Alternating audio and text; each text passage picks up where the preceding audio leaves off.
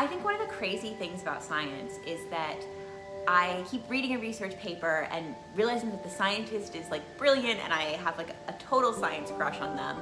And then you meet them and they're normal, real people who are kind and want to talk to you.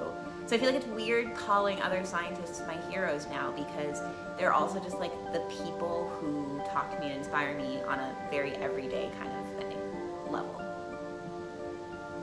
You know, I would say now as an artist and previously as a scientist, Jane Goodall and Diane Fossey were still and will always be huge science heroes to me.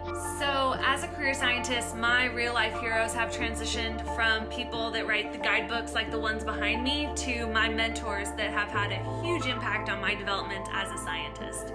I still have the same heroes that I had before, I think, growing up, but I never knew them. So now I have real life science heroes that I know personally through my life, and they are my advisors, teachers, and mentors.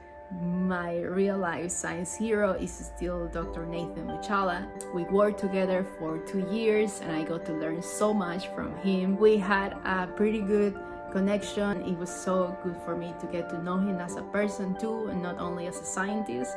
I can say he's a great scientist and a great person, and that's why I think he will be my science hero forever. Dr. Tessa Hill at UC Davis. She is a marine geochemist and oceanographer. I am neither of those things, but she inspired me to continue on with my education and pursue my PhD. I did meet a scientist who was hugely inspiring and motivating. That was Ruth Gates. She was a very prominent coral reef biologist that recently passed away. And she was definitely a science hero for myself and I think a lot of other women in science, because she was just this giant person. She had this incredible light and energy and positivity and excitement that she could just bring to any situation and bring to her research, and it was just really unique, I think, in the science world and coral reef world. So it was hugely inspiring for me personally. And she also was one of the people who pushed me to really follow my heart and pursue art.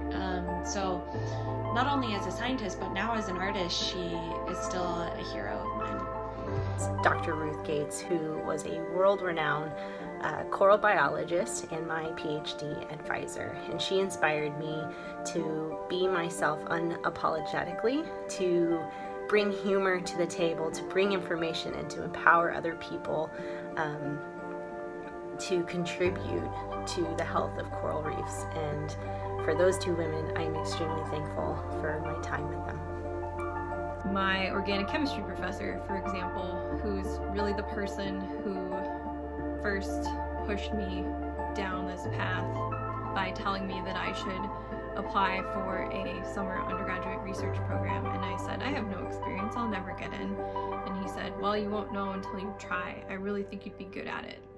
And sure enough, I got in. So I don't know if Dr. Moss will ever watch this, but you know, I hated chemistry coming into college, and he showed me the full potential that chemistry, you know, where it could take me, and he pushed me to explore those possibilities.